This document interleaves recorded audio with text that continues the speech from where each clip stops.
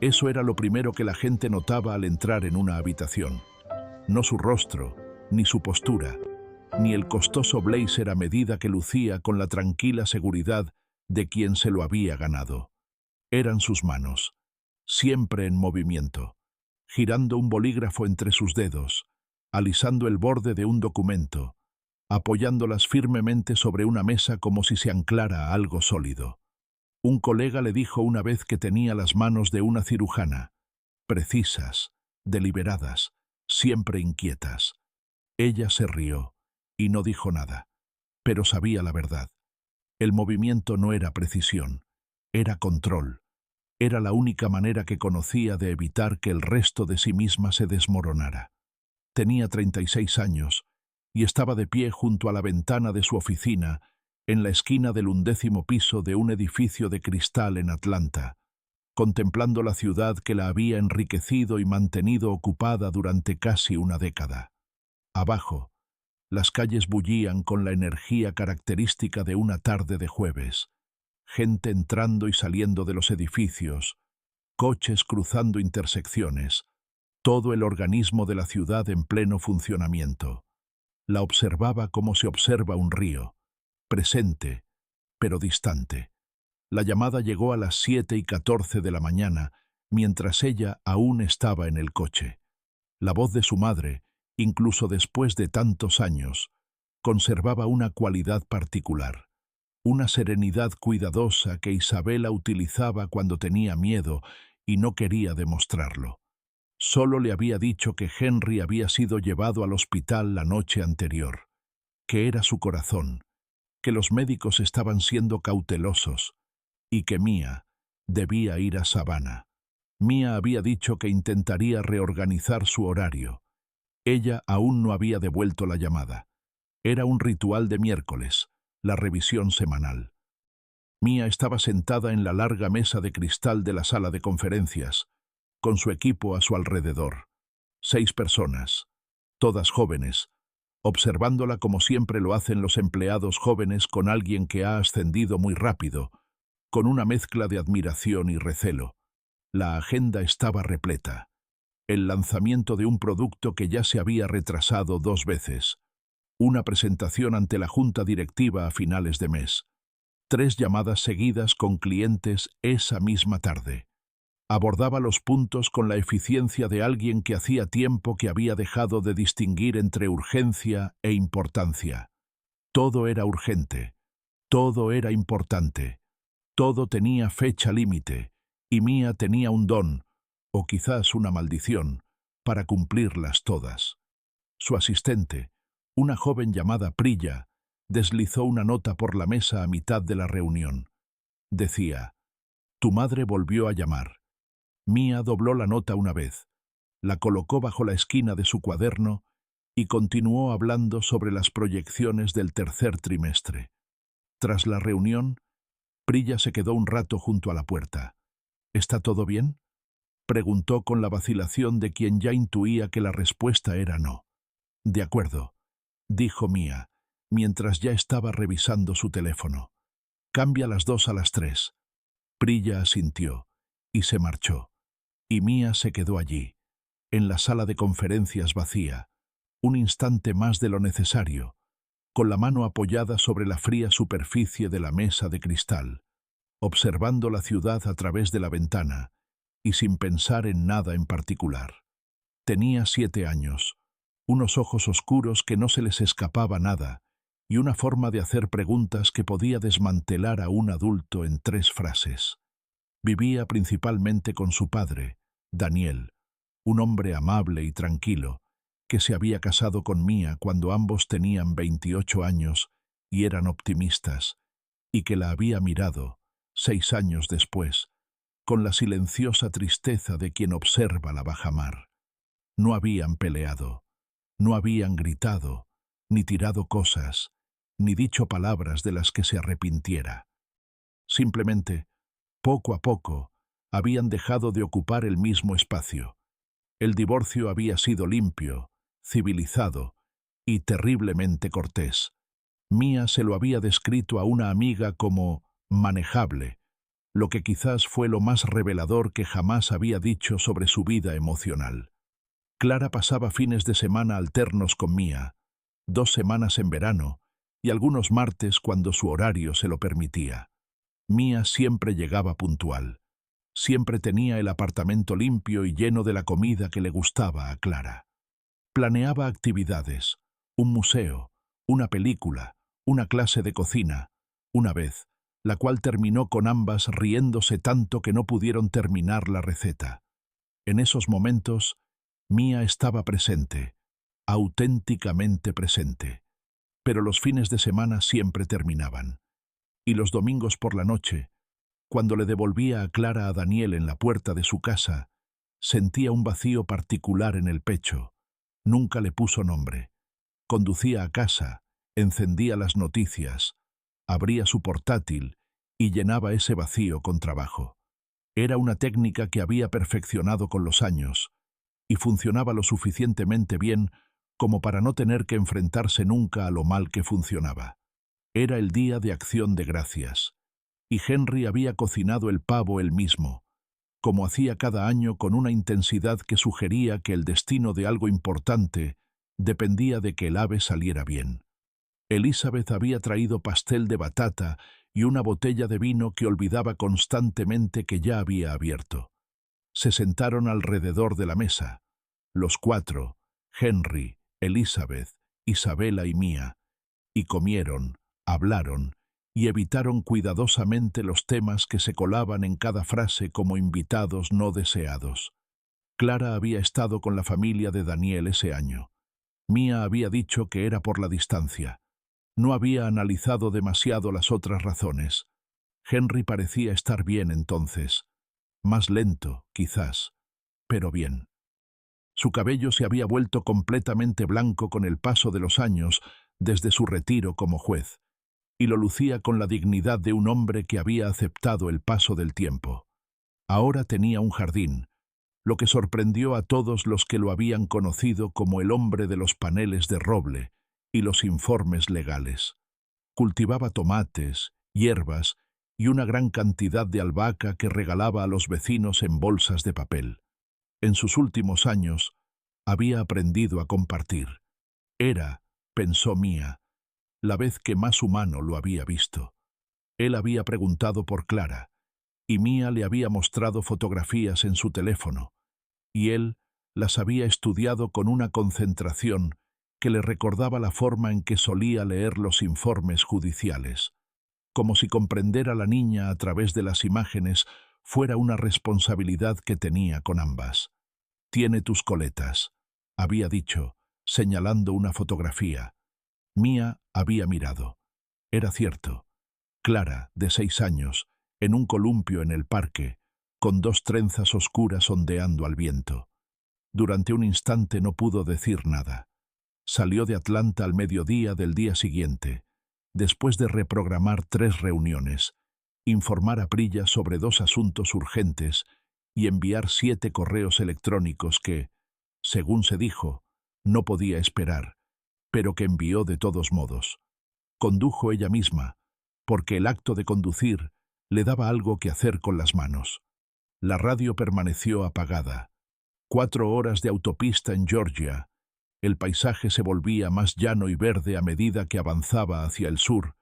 Los robles vivos comenzaban a aparecer a los lados de la carretera, como centinelas que recordaba de su infancia. Había crecido haciendo este viaje en el asiento trasero del coche de sus padres, convencida de que el mundo más allá de Savannah era el mundo real, el importante. Había pasado la última década demostrándose a sí misma que tenía razón, y ya no estaba segura de haberlo tenido. Se detuvo una vez para echar gasolina y tomar un café que no terminó.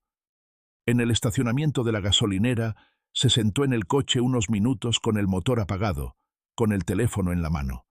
Tenía 4 llamadas perdidas de su madre, un mensaje de texto de Clara, una fotografía de un dibujo que había hecho, una casa con un sol enorme y 2 monigotes cogidos de la mano, uno alto y otro bajo. Mía lo miró fijamente durante un buen rato. No volvió a llamar. Puso el coche en marcha y regresó a la carretera. Mía ya había estado allí antes, una vez de niña, cuando se rompió la muñeca al caerse de una bicicleta, y otra de adulta, cuando Henry se sometió a una pequeña intervención en la rodilla. El vestíbulo tenía ese mismo silencio institucional tan característico, el sonido de un lugar que había aprendido a absorber la crisis sin amplificarla. Isabela ya estaba allí, sentada en una silla junto a la ventana, con un vaso de café de papel entre las manos, mirando hacia el aparcamiento. Levantó la vista cuando Mía entró por la puerta, y algo cambió en su rostro. Alivio, pensó Mía, y debajo del alivio, algo más antiguo. Se abrazaron. Fue el abrazo de dos mujeres que se aman sin saber siempre cómo expresarlo. Un abrazo intenso, breve y lleno de cosas que ninguna de las dos podía poner en palabras en el vestíbulo de un hospital. «¿Cómo está?», preguntó Mía. «Estable». Isabela volvió a sujetar la taza con ambas manos. «El cardiólogo dice que fue un incidente grave, pero que ya pasó lo peor. Está despierto. Ha estado preguntando por ti». Mía miró sus zapatos. «Vine tan rápido como pude». Su madre la miró. Esa mirada que las madres aprenden, la que encierra toda una valoración en una sola mirada. Y no dijo nada, lo cual era peor que cualquier cosa que pudiera haber dicho. Mía se quedó un momento en el umbral antes de entrar. Henry estaba ligeramente incorporado sobre las almohadas, conectado a monitores que emitían pitidos con la indiferencia constante de las máquinas. Estaba más delgado de lo que recordaba. No de forma drástica, ni alarmante, sino como la edad va arrebatando cosas silenciosamente, gradualmente, hasta que uno se da cuenta de repente de lo que se ha perdido. Sus manos descansaban sobre la manta, esas manos grandes y firmes que ella había visto firmar documentos, gesticular durante las discusiones y, en los últimos años, cuidar las tomateras con una paciencia que desconocía. Abrió los ojos cuando ella entró, y entonces sonrió. No era la expresión formal y controlada que ella recordaba de su infancia, de aquel hombre que parecía existir en un registro ligeramente superior a la calidez humana común. Era algo más sencillo, algo que, sin disimulo, parecía felicidad. «Ahí está», dijo. Su voz también era más débil, pero el tono era el mismo. «Aquí estoy», dijo. Se sentó en la silla junto a la cama. No sabía qué hacer con las manos, así que las cruzó sobre su regazo. Se miraron un instante, de esa forma tan particular en que la gente se mira cuando ya no sabe actuar, y aún no sabe cómo empezar a ser sincera. «Te ves cansado», dijo. «Estoy bien. No te pregunté si estabas bien. Dije que te veías cansado». No había ninguna ironía en sus palabras. Lo dijo como si describiera el tiempo. Una simple observación, sin juzgar. Mía miró por la ventana. La luz de la tarde se filtraba a través de las persianas en finas franjas. «He estado ocupada», dijo. Asintió lentamente, como si la palabra «ocupado» le resultara familiar, y ahora la estuviera examinando de nuevo con ojos nuevos. Hablaban de temas centrales con la destreza de dos personas que habían pasado años cerca unas de otras, en lugar de estar presentes de verdad. Henry le preguntó por su trabajo, y ella le dio la versión condensada y presentable, la misma que solía dar en las cenas, la narrativa de esfuerzo y resultado que hacía que su carrera pareciera una serie de decisiones deliberadas, en lugar de una carrera frenética contra la monotonía. Él la escuchaba sin interrumpirla, lo cual era nuevo. El Henry que ella había conocido de niña la interrumpía a menudo, no con rudeza, sino con el reflejo de un hombre acostumbrado a controlar el ritmo de cada lugar al que entraba. Ella le preguntó por el jardín, y su expresión cambió. Habló de los tomates que pensaba en tutorar antes de que llegara la ambulancia. Habló de una variedad de albahaca que había encargado a un vivero especializado y de que no estaba seguro de que sobreviviera al calor del verano. Habló de estas cosas con una precisión y un cuidado que, para su sorpresa, la conmovieron profundamente. Ella esperaba que el jardín fuera un pasatiempo de jubilación, una distracción. Era claramente algo más, algo en lo que se había convertido, del mismo modo que se había convertido en abuelo. Poco a poco, de forma inesperada, y luego de repente. Al cabo de un rato, una enfermera entró para comprobarle las constantes vitales. Mía se levantó y se acercó a la ventana. Afuera, el atardecer había teñido el cielo de sabana de ese tono dorado tan particular que, según ella, solo existía en el sur de Estados Unidos. Cálido, denso y cargado de historia. Había olvidado cuánto echaba de menos esa luz. La enfermera se había marchado. La habitación había vuelto a su particular silencio, y Henry habló con la voz de un hombre que había decidido que el tiempo que quedaba era demasiado corto para dar un rodeo. ¿Cuándo fue la última vez que pasaste un día entero con Clara? Mía se apartó de la ventana. ¿Qué? No es una actividad. No es un fin de semana planeado. Es un día completo. Solo ustedes dos, sin planes, sin ningún lugar al que ir. La pregunta dio en el clavo. Ella lo sintió, como se siente el borde de algo en la oscuridad. Repentino, preciso y frío. Eso no es... empezó a decir. No te estoy acusando, dijo con una dulzura que, de alguna manera, lo empeoraba. Pregunto porque sé la respuesta, porque yo era igual, y quiero que la escuches de mí antes de que te cueste lo que me costó a mí. Volvió a sentarse. No porque quisiera, sino porque sus piernas habían tomado la decisión antes de que su mente pudiera controlarlas. No tienes ni idea de cómo es mi vida, dijo. No, aceptó. Pero sé qué cara pusiste cuando te hice esa pregunta. Los monitores emitieron un pitido. Un carrito pasó rodando por el pasillo. Yo la mantengo, dijo Mía, y las palabras salieron con más fuerza de la que pretendía. He construido algo real. Estoy presente. No desaparezco. Lo sé, dijo en voz baja, sin inmutarse. Eres mejor que yo. Lo entiendo. Pero ser mejor que yo no es el estándar, Mía. Nunca debió haberlo sido. No era el silencio cuidadoso de quienes intentan mantener una conversación. Era el silencio de algo que se abre, no violentamente, sino como la tierra congelada que se resquebraja a principios de la primavera, agrietándose por fisuras que se han ido formando durante años sin previo aviso.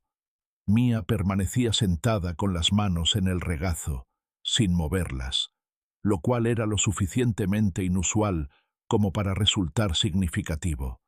Henry la observaba con la paciencia de quien había aprendido, tarde, que algunas cosas no se pueden forzar. Hay que esperar.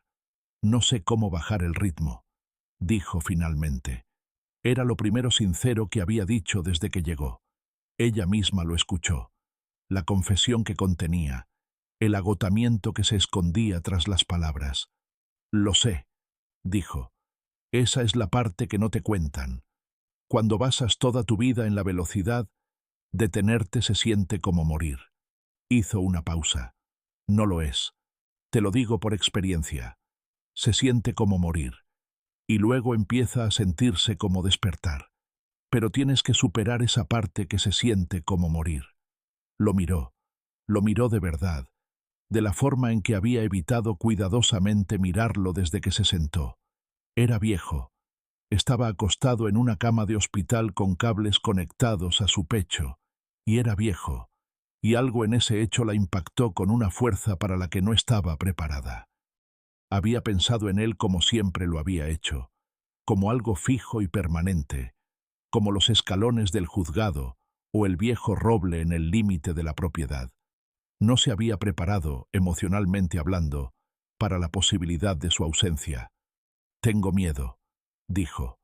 No estaba del todo segura de lo que quería decir. Pensó que quería decir, de perderlo. Pensó que también quería decir, de sí misma, de en lo que se estaba convirtiendo, de la expresión en el rostro de Clara en ese dibujo donde una figura de palitos era mucho más pequeña que la otra. Henry se inclinó, y puso su mano sobre la de ella. «Bien», dijo. «El miedo significa que aún tienes tiempo». Comieron en la habitación del hospital, algo que no estaba del todo permitido, pero que la enfermera de turno, una mujer llamada Dolores, que claramente lo había visto todo, prefirió pasar por alto.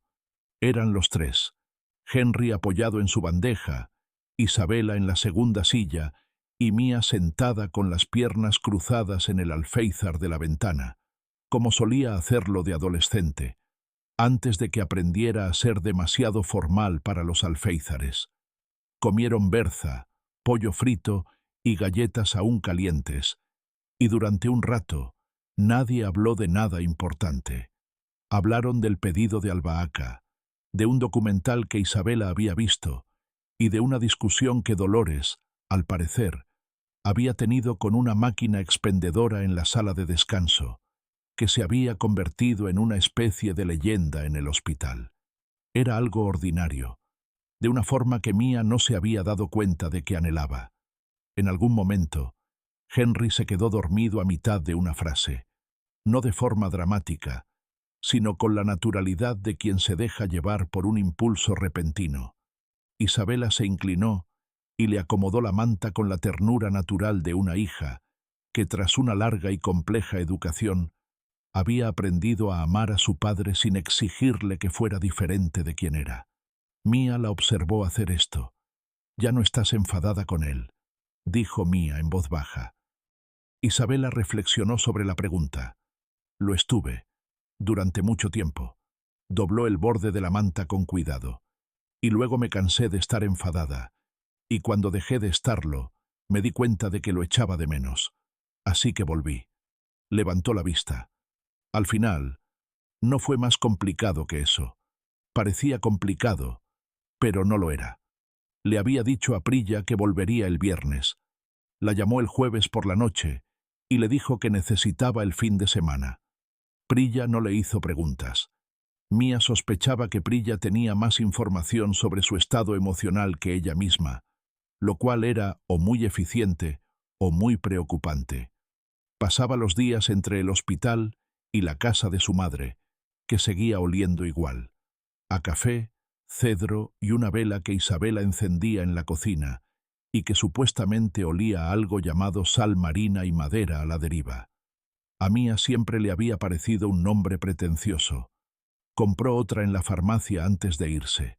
La segunda tarde, mientras Henry dormía la siesta e Isabela estaba en la farmacia, Mía se sentó sola con él en la habitación e hizo algo que no había hecho en años. Apagó su teléfono. No lo silenció. Lo apagó por completo, boca abajo en la silla a su lado, pantalla negra y todo. Y se sentó. Miró a su abuelo dormido, este hombre que había sido un muro, luego una herida, y luego, inesperadamente, una ventana a través de la cual había comenzado, en los últimos años, a ver algo que no sabía que estaba buscando. Pensó en la historia que su madre le había contado tantas veces que se había convertido en parte de la mitología familiar. La sala del tribunal, el teléfono robado, la niña del vestido rosa que se había parado en el foso de la ley y había marcado un número con la calma y la deliberación de alguien que sabía exactamente lo que tenía que pasar. Reflexionó sobre lo que significaba saber lo que tenía que suceder. Pensó en Clara. Contestó al segundo timbrazo, lo que significaba que esperaba su llamada, o que estaba cerca del teléfono, o ambas cosas. De fondo, ella podía oír los sonidos característicos de su casa, la televisión, el zumbido del refrigerador y luego la voz de Clara, preguntando por algo que ocurría en otra habitación. «¿Cómo está?», preguntó Daniel. Siempre había sido amable con Henry, incluso cuando no había ningún motivo en particular para serlo. «Mejor. Estará bien». Hizo una pausa. «¿Puedo hablar con Clara?». Se oyó un breve murmullo, y luego se escuchó la voz de Clara, brillante e inmediata, como la de los niños que viven enteramente en el presente. «Mamá, ¿sabías que las medusas no tienen cerebro?». Mía se rió, y la risa la sorprendió. Fue espontánea y sincera, una risa que no había tenido en mucho tiempo. No lo sabía, dijo. Cuéntamelo todo. Y Clara lo hizo. Durante 23 minutos, Mía se sentó en los escalones del porche de su madre al atardecer en Savannah y escuchó. No miró la hora. No planeó mentalmente el día siguiente. Escuchó sobre medusas y una niña de la escuela llamada Priya, igual que tu ayudante, mami, señaló Clara, y un libro que estaba leyendo sobre un perro que aprendió a navegar, que a Clara le pareció poco realista, pero aún así muy bueno. Lo escuchó todo. Cuando finalmente se despidieron, Clara añadió, justo antes de colgar, les hice un dibujo. Es nuestra casa. Hice el sol muy grande. Lo sé, dijo Mía. Me encanta. Lo voy a colgar en cuanto llegue a casa. ¿Promesa? Promesa. Lo trasladaban a una unidad de cuidados intermedios, lo que el cardiólogo describió como un avance alentador en el lenguaje pausado de la medicina. Iba a necesitar cambios. Dieta, ejercicio, la particular lentitud de una vida reorientada hacia la sostenibilidad en lugar del ímpetu. Su médico había usado la palabra sostenible 3 veces en 20 minutos, y Mía había pensado, tengo 36 años y no tengo nada sostenible en mi vida, excepto mi contrato de alquiler. Se despidió en su habitación. Él estaba incorporado y parecía, no mejor, exactamente, pero sí más él mismo, más presente. Le había pedido a Dolores que le buscara un crucigrama y estaba resolviéndolo con un lápiz cuando Mía entró con su bolso. Sabiduría es una palabra de 3 letras, dijo sin levantar la vista. La segunda letra es una vocal. Ingenio, dijo ella. Lo escribió. Lo miró. Eso funciona. Lo abrazó con cuidado, como se abraza a alguien frágil sin querer ser tratado como tal. Él la sostuvo más tiempo del que ella esperaba. Cuando se separó, sus ojos brillaban. Vete a casa, dijo. Llama a tu hija. Lo haré. Y Mía. La miró con la atención de un hombre que había dedicado su vida a discernir la verdad. No esperes a que algo se rompa para aparecer. Preséntate antes. Esa es la lección. Eso es todo lo que sé. Ella asintió. Tomó su bolso. Caminó por el pasillo. Entró en el ascensor. Cruzó el vestíbulo y salió a la mañana de Savannah, cálida y húmeda, con el aroma de los pantanos que rodeaban la ciudad como si fueran seres vivos. Se quedó sentada en el coche un momento. Entonces sacó su teléfono y llamó a Clara. Llega en medio de una habitación de hospital, al final de una llamada telefónica o en el instante en que te das cuenta de que el dibujo de tu refrigerador lo hiciste hace 3 meses y aún no lo has enmarcado. Llega sin estruendo, sin la claridad de una emergencia. Simplemente aparece, como un cambio de luz, y te pregunta, ¿qué has estado haciendo? No tu trabajo, no tu agenda, no la versión de ti mismo que presentas en salas de reuniones y llamadas con clientes. ¿Qué has estado haciendo realmente con la vida que te fue dada? La historia de Mía no es la de una mala madre, ni la de una mujer descuidada. No era ninguna de las dos. Era una mujer que había aprendido, de lo mejor y lo peor de su herencia, que el amor significa estar presente, y que luego volcó esa lección por completo en su vida profesional. Porque estar presente en el ámbito profesional es medible, se celebra, tiene indicadores, bonificaciones y evaluaciones de fin de año. Estar presente en la familia es más discreto. No se elaboran informes, no se envían correos electrónicos de confirmación. Simplemente espera, con la serena paciencia de un niño en un columpio, a que la persona amada levante la vista de lo que esté haciendo y la vea. Vivimos en una época que ha perfeccionado el arte de la ausencia productiva. Estamos presentes en nuestras pantallas, en nuestros correos electrónicos, en el interminable flujo de las vidas de los demás. Y, de alguna manera, en medio de tanta presencia, nos ausentamos de las habitaciones en las que estamos sentados. Nos ausentamos de las personas que tenemos delante. A esto lo llamamos estar ocupados, porque estar ocupado es respetable. Estar ocupado es una virtud. Y así, estamos ocupados, ocupados de forma eficiente y sostenible, hasta que un ser querido está en una cama de hospital preguntándonos cuándo fue la última vez que pasamos un día entero con nuestro hijo, y descubrimos que no lo recordamos. El regalo que Henry Miller le dio a su nieta no fue sabiduría en el sentido tradicional. No era un sabio que siempre lo hubiera sabido todo. Era un hombre que había fracasado, un fracaso genuino y doloroso, y que había vivido lo suficiente para comprender el precio de ese fracaso, y lo suficientemente humilde como para usarlo, en su momento de mayor vulnerabilidad, como un espejo.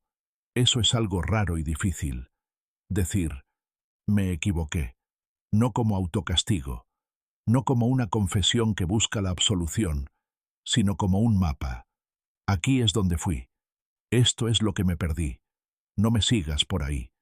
Para cualquiera que se vea reflejado en esta historia, en la eficiencia de Mia, en sus fines de semana meticulosamente organizados, en su teléfono siempre encendido y en su corazón que siempre está parcialmente en otra parte, esto no es un juicio, es un reconocimiento. No estás roto, no estás más allá de la corrección.